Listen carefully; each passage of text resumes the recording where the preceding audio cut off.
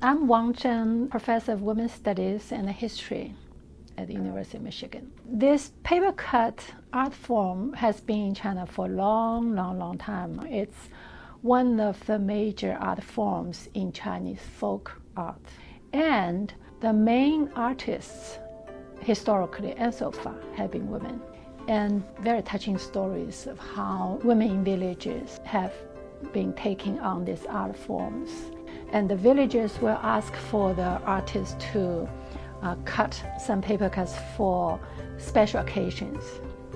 Wedding, childbirth, Chinese New Year. These local women artists, by producing this kind of artwork, which is a very important part of villages' art life, cultural life, they gained a tremendous prestige in the community life. As far as we know, this set was collected by Professor Michael Oxenberg. My feeling is that he might have collected when he was studying Chinese politics. He was a political scientist in Hong Kong during the Cultural Revolution, because this set was made between 1970 and 1971. And then when he left the University of Michigan, he donated this to Center for Chinese Studies.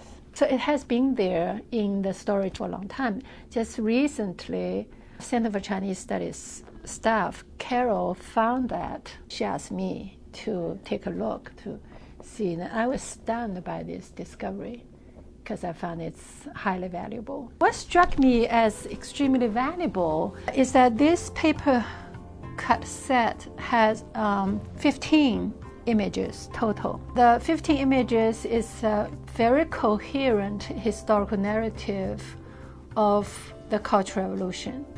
Of course, this narrative is constructed or was constructed by the artists of that time. What caught my attention is first of all, it's the completeness. Second is the producer.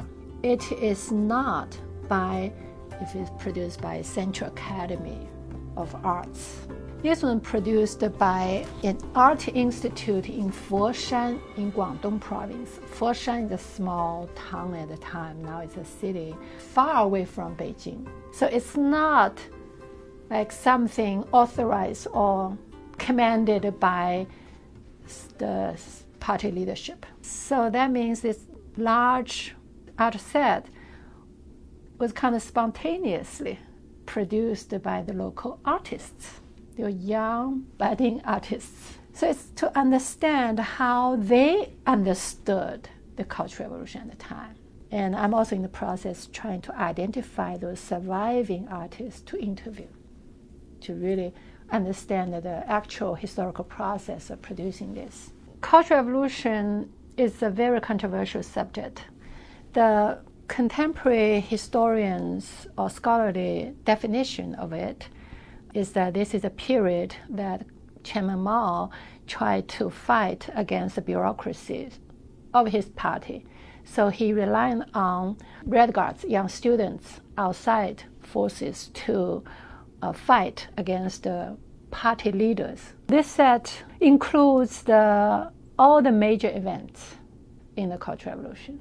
It started with the title page. Title said, "Long live the proletarian Cultural Revolution." And it has a red flag, and the title is on the flag with Mao's image on the flag. And then there's the Tiananmen Square.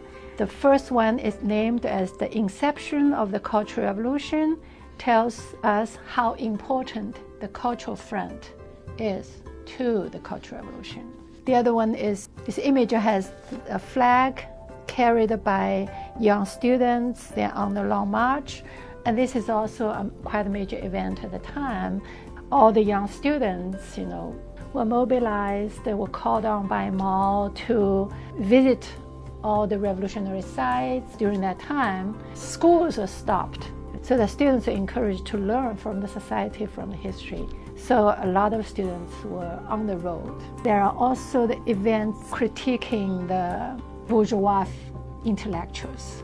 Mao and his wife, they identified the targets to condemn. Then it end with Chairman Mao's thoughts, long-live Chairman Mao's thoughts, and Chairman Mao's thoughts impact, the global impact. The whole set has been digitized, and it's stored in the digital library production service at the university library.